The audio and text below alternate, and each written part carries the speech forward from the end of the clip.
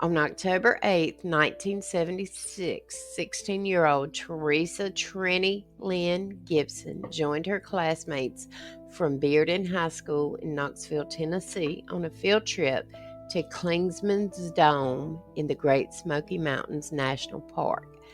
They hiked the Forney Ridge Trail to Andrews Bald. That day, Trenny vanished without a trace.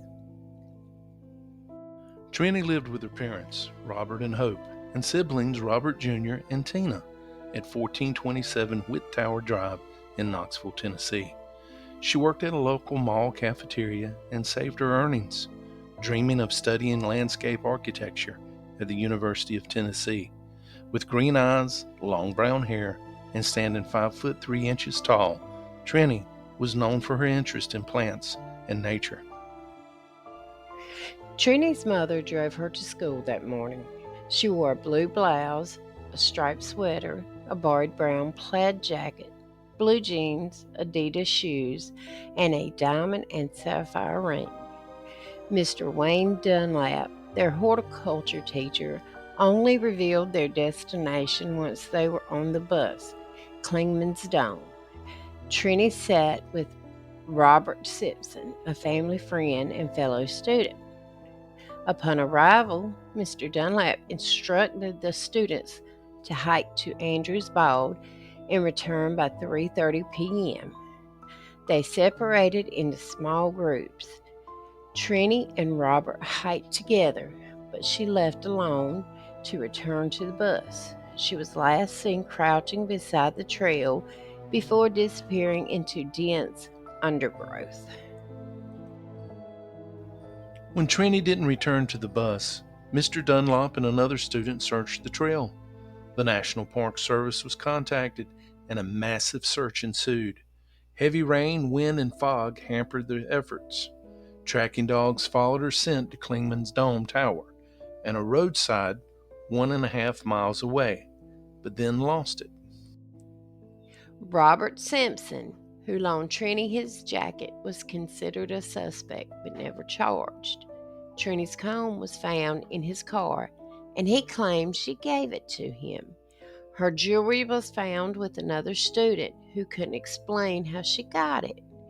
Kelvin Bowman, a student who had previously threatened Trenny, was also considered but was attending classes the day she vanished. Some believe Trenny was abducted, possibly by someone waiting near the trail. Cigarette butts and a beer can found near the trail's exit, combined with the dog's trail leading to a road, support this theory. The official search ended on November 1st, 1976, with a follow-up search in 1977, finding no new evidence. Despite continued efforts by her family, Trenny was never found. Her disappearance strained her family, leading to her parents' divorce. Her brother, Robert Jr., passed in 2000. Her father passed away in 2004, and her sister also passed in 2016. Trenny's fate remains a mystery. With her purse, bank book, and over $1,000 left behind, it's unlikely she ran away. Theories abound, but no conclusive evidence has ever emerged. The haunting disappearance of Trenny Gibson continues to baffle and intrigue, leaving a permanent mark on those who remember her. To Buckles Berry Lemonade podcast, Deeper. And welcome my handsome co-host and my husband, Timothy. Well, hello, my lovely bride, Miss Lisa. How are you? I am better now. It's been a minute. It has been a minute, couple, hasn't it? It has. So it looks like today we are discussing a very strange case. And I have questions. As do I. I know you always think I have questions because I always ask some of the strangest questions. But I'm going first because this is at the very beginning. All right. And you've given me very good answers, but it Well, still doesn't settle well with me. well, unfortunately, we still do not have all the answers, or this case would be solved. So, Very, very true. tell me your thoughts. What are you thinking? Now, if it were my child or your child, I would not send my child off not knowing where my child is going. Was it 40 children that went off on a field trip that did not know where they were going? Parents did not know where their children were going either. Yeah. Well, it's like I said. I think a lot of that can be contributed or handed to the fact that it was the 70s. Yes, but even in the 70s, if I were a parent, my child wouldn't go unless I knew where they were going. And they would have to have more than one chaperone and one bus driver. Well, I question the chaperone thing myself. I mean, we That never is took field very, trips. Yeah, very, very irresponsible. we never took field trips with just one chaperone. Yeah, that was very, and in the mountains, that Yeah. is, we're talking teenagers. Yeah. If nothing else, they would sneak off and they could have hanky panky. They could. They could. So what do you think happened to Trenny Gibson? Mm, I don't know. I know I don't in my heart of hearts believe she ran away because she had the money, as you said. I don't Yeah. believe that. $1,000 in her bank account in 1976. I just That's can't a see lot of her. money. I can't see her leaving that money. That's a lot of money, and that's a lot of money for a teenager. Yeah, absolutely. So You know, no, one of the I questions that I have is the sophomore student, the female student, who we never could find a name on. Why does she have Tranny's jewelry? now that's a very good question. She might have tried. Now, if she was running away, she might have been helping her. But okay, if we go choose the theory, she was not running away, which that's the theory I believe. She was helping somebody else. You think more than one person could have been involved in this? I do. Had to be. I do. Makes you makes you wonder. I mean, I really, and it could be something as simple as she picked up a ring, not realizing it was Tranny's. But Well, Tranny that got, ring was described so vivid yeah, that and we know that she got it as a gift. She got it as a present, so she she wouldn't probably have was left it. quick to show it off. You know, Hmm. And see, that's my thing. And if she was wanting, okay, if somebody had asked her to help, that might have been her payment for helping, maybe, if we look at but it that way. but if you've got a diamond and sapphire ring that was real, and by all accounts it was real, wouldn't you want to keep it in case you need to sell it? Yeah. Did you? No, I'm talking about if they tried to, if they took her. She Yeah. was helping the other person. That could have been payment. Oh, the Okay. kidnappers. Yeah. Okay. I got you. I got you. It makes you wonder. I mean but that's one thing that struck me funny there, and I know that we'll talk about a couple of the other suspects here in just a second, but that is very concerning to me. Is how another student got hold of this ring, Mm-hmm. and Very. she gave no explanation. She was evidently not pushed for an explanation. All she And said, she wasn't sure how she had it. but see that to me it raises red flags. And if Of I were a course. cop, that would raise red flags to me. Hmm. Hmm. Wouldn't it you? Absolutely. The other thing that is concerning to me is the student that sat with him that was a family friend. Okay. His name was Robert Simpson. We mentioned him in the intro. He technically was one of the last few people to see her, and he has her comb on the dash of his car. Um, why does he have her comb? I mean, you remember back then, if a girl let a guy borrow her comb or vice versa, it kind of meant that you liked him a little bit. Yeah, because most of the time in the 80s, anyway, For us, guys and girls, we'd have a comb, we'd take it because, our hair was feathered back, put it in our back pocket. That's where it would stay. yeah. And that's what she was known to do is she kept this comb on her at all times. And for it to show up in Robert's car on the dash is questionable. I just find that very, very questionable. Is how he come to have that comb because she always kept it in her back pocket, Yeah, always. yeah. So why does he have that comb? But I, on an innocent note, you know that could be something very innocent because you look at it this way, okay? I think we might have had a little he liked her, she liked him because he loaned her his jacket. yeah. But Now, why didn't he walk back with her to make sure she got back? well, she said she wanted to walk back to the bus herself. Maybe they had a little spat or something. Maybe a little kissy kissy didn't go as planned, you know? Maybe so. But he made some odd remarks to her sister.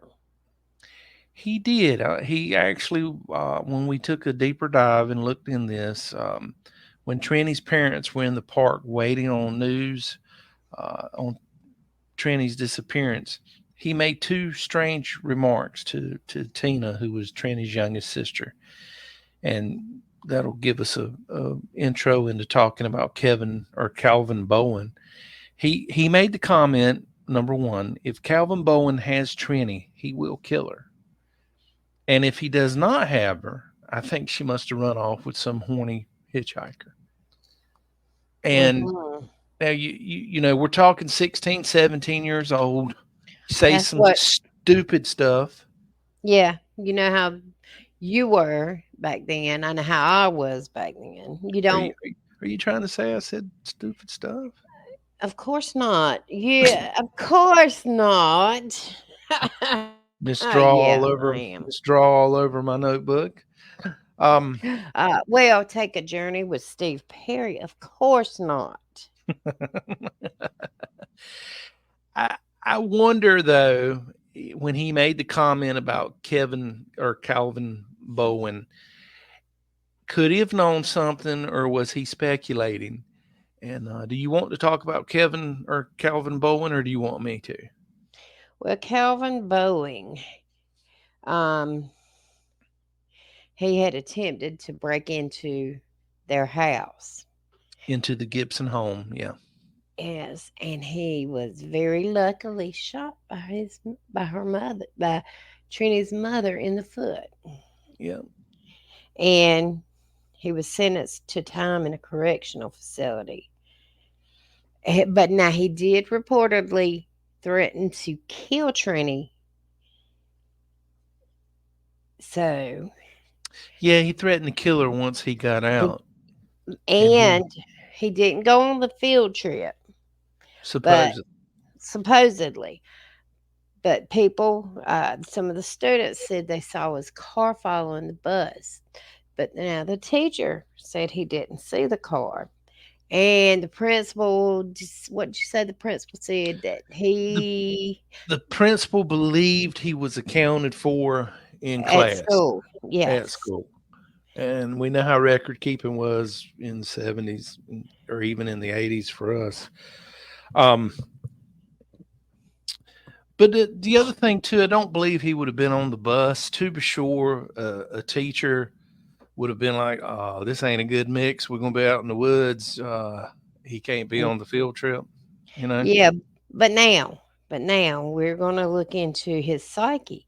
In 1979, Hmm. he was arrested for no 78. I'm sorry, for Yeah. raping a woman in her apartment and was convicted for third degree criminal sexual conduct. That's right. And some suspicion was also directed towards Robert Simpson, as multiple witnesses reported seeing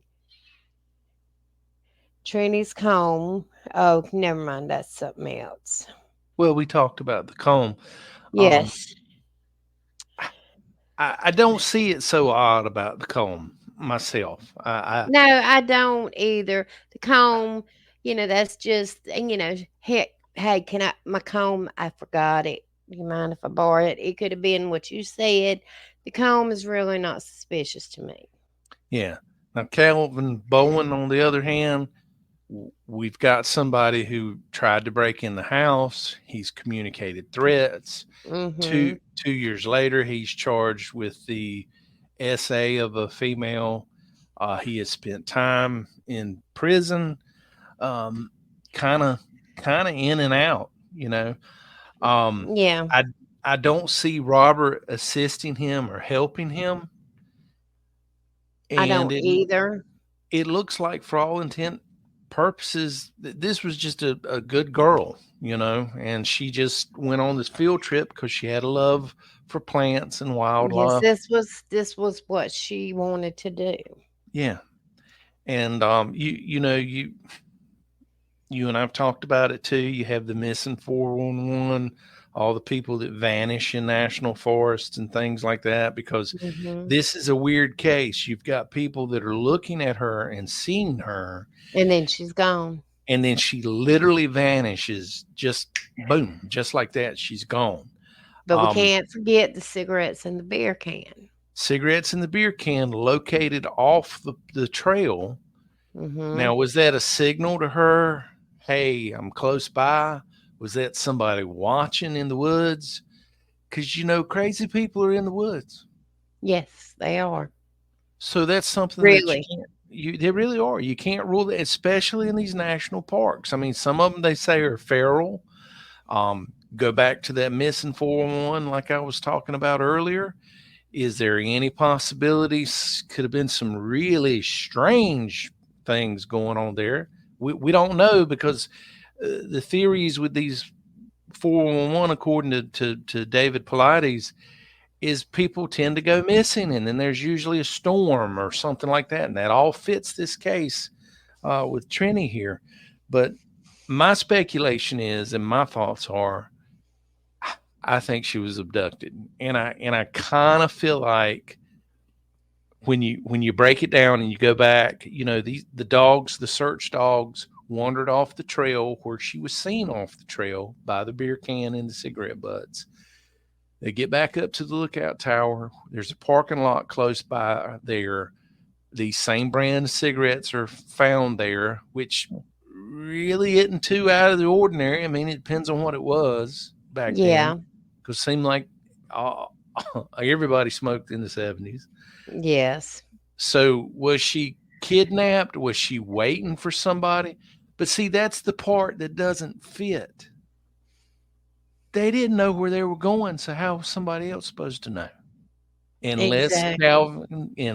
Calvin Bowen skipped school and decided he was going to follow them.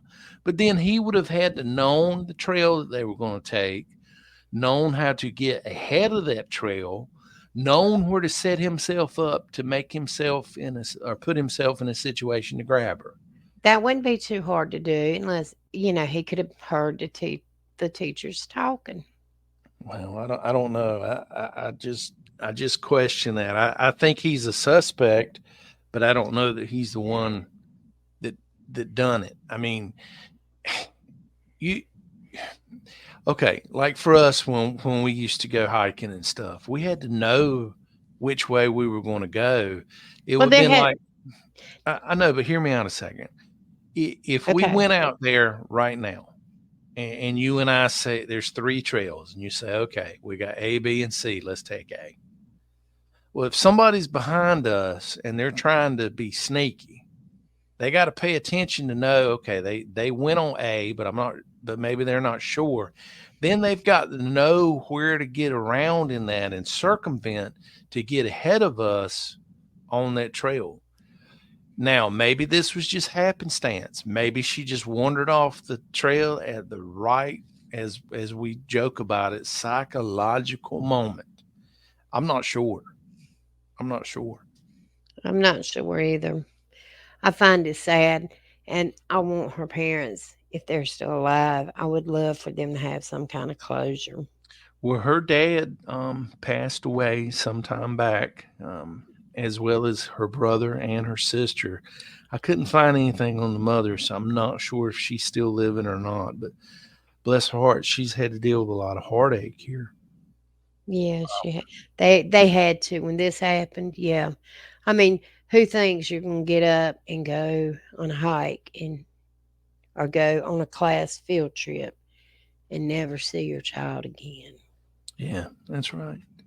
But poking holes in this, if she was going to leave on her own, okay, I don't see that. I not don't see that. not with $1,000 in the bank account, No, mm-mm. and She would have there took was, a ring too yeah, hey, I can get money if I need it. yeah. Or But it's what? sentimental. But you know, and we got to touch on this too. Um, there's one theory that maybe whoever grabbed her was paying attention to everybody around, took her back up to the Clingmans Dome tower and held her against her will while everybody was searching, because the dogs did hit back to that tower again, and then maybe she was taken roadside by a car. But interestingly, we got to touch on this. We've only got a few more minutes, but we got to touch on this. A classmate and friend of hers, Kim Pouncey, said in an interview in 2017 that she wondered if Trenny just took off from the park and that maybe she just wanted to leave and get out. My feeling is, and I quote from Kim Pouncey, my feeling is somebody was waiting for her in the park. The parking lot was very close, and I've always felt like Tranny planned it, and that was her way out. Okay, maybe. Now, this Hey, if it, person knew her, knows her, okay, but and was there I other things going on at that home? we don't know. Okay, but if that's the case, okay, I got this car. Let me get this money. I got Let me this keep way the out. ring. Yeah, let me keep I'm this ring. keeping my jewelry. It might be I need it later, or it might be sentimental to me. A favorite aunt, a favorite uncle, somebody, mom. I mean, I don't know why she would want to leave. I'm not saying she didn't want to leave, but if she did, there would be reasons. And why would I just leave it? And Yeah. why wouldn't the officers press her for more if there was something going on at home?